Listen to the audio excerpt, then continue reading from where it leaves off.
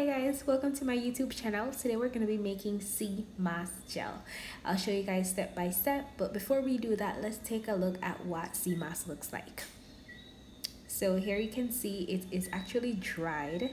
So it's algae, right? And it's dried. This is a state that it stays in until you soak it, and then you're going to be blending or boiling, or a combination of both. All right, so let's go ahead and take off the amount that we need, and let's do some washing and soaking. All right, so you can see here where I've taken off two small pieces. They actually do look small, but they're going to yield a decent amount. I'm going to be washing it multiple times to make sure that I get rid of, any salt and debris that's there, because remember, this is something that's all natural, coming directly from the sea. All right, so I'm making sure that I give it a good wash. Once I've catched enough water on it, I am going to go ahead and kind of like scrub or squeeze to make sure again that I'm giving it a good wash. I want it to be clean as much as possible. Right, you can see here where there is automatically a change going on. The different it's loosening up pretty much just because it's been in the water. You can see in the water that the color is changing. You can also see, I'm not sure how obvious it is, but they're like little things coming off, so just like salt and things like that. So yeah, this is why you want to make sure that you wash. I'm trying to show you guys the difference with the water, but you want to make sure that you give it a really good wash. I am going to be washing 2 times here, so we'll just get rid of this old water and we'll just wash it in some fresh water. All right.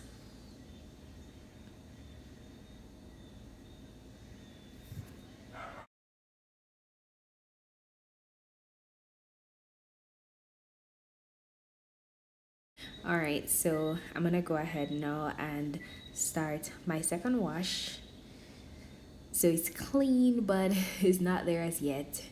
And I guess it's just a personal preference. If you feel as though you only want to wash yours once and give it like a really good scrub, then that's up to you. All right, you just make sure that it's clean and clean enough to your suit. All right, but as you can see here, I am washing it twice and I'm comfortable with that. If I feel as though I needed to wash it a third time, then I would have gone ahead to do that as well. It probably just depends on the actual sea moss that you have working with, because while you're washing, you are able to tell, do you have additional things that you want to get off, or is it comfortable the way it is? All right. So as I said before, the more that I have the sea moss in the water is the more that it starts to separate itself, which is a given, right? Because as you can see, it started out being really dry and now it is not as dry as it was before because it's been placed in water. And you guys can see here what it looks like. You can see even the color is changing somewhat, right? Not like a big huge change, but just that it's a lot clearer and just more obvious, or more looking like the sea moss that persons are accustomed to. So once I've washed and I've squeezed, I'm now taking my sea moss to put it in a container. I have here a glass baking dish thing that I have. I don't remember what the correct name is, but just use whatever container that you have. You're fine. All right, and then you're just going to pour some water, just get rid of the water. Oh, I forgot to tell you guys, I was washing mine in the sink. I washed the sink, made sure it was clean, and then I decided to use it. If you don't want to wash it in the sink and you probably want to use a container, you can do that as well. All right, it's up to you, whatever is most convenient. You just want to make sure that you wash your sea moss. You don't need to put it in, or you don't need to wash it in a particular thing. That's fine. All right, so our sink is clean and our sea moss is clean. So the next step that we're going to be taking is to go ahead and add some fresh water on the clean sea moss and in this water we'll allow it to soak for 24 hours. So I recommend that you just go ahead and fill the water. Make sure that it is above the sea moss because you want it to be fully immersed in the water. So just fill it all the way up, as much as you can fill it, right? That's what I've done here, and then I just let it stay. So this is 12 hours later.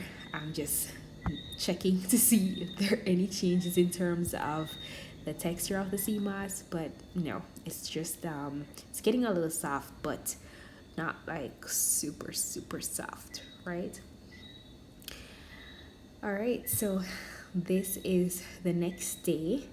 I've gone back again to check on the sea moss, y'all. And as you can see, it keeps, like it's getting soaked, like it's really soaking, but it's not. All right, guys, so now it's time to grab your blender, and we're gonna be taking our clean sea moss that has been soaked for 24 hours to put in our blender. I'm gonna store mine in mason jars.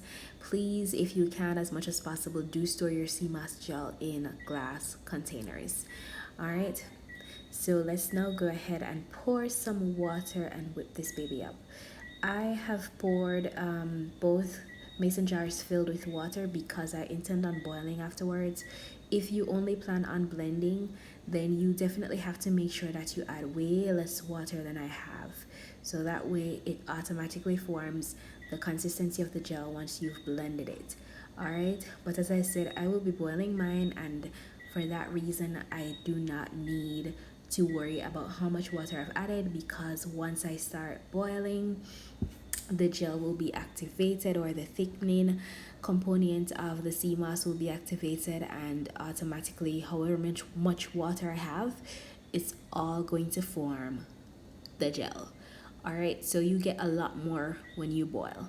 And personally for me, I just love the idea of boiling, especially anything that is raw like this. I like to boil because I feel like the heat definitely get rid of certain germs.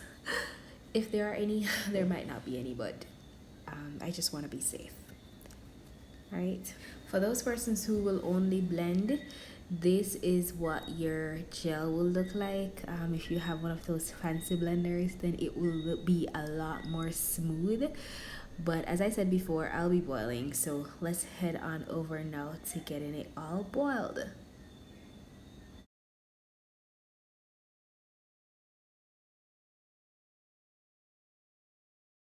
All right, so I'm boiling, and unfortunately I had stepped away and the thing boiled over the stove, but I still have a lot in there.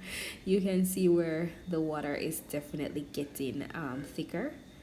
You'll see when I move the spoon around it, it'll be thickening, and that tells you that when it cools, it's going to be a gel. All right, I boil mine all together for like about 30 minutes, and then once I've finished boiling, I just let it cool a little bit, and then I go ahead and pour in my mason jar and let it stay in the fridge. Alrighty guys, so after I have gone ahead to refrigerate the sea moss gel, this is what it looks like. The next day, you can see it's all jellified. Like, it is literally looking so much like a gel, and I'm super excited. Thank you guys so much for watching. Remember to hit the like button, do subscribe, share it with your friends and your family, turn those notifications on so you guys can be in the know each time I post a video. And yes, I can't wait to share my next video with you guys.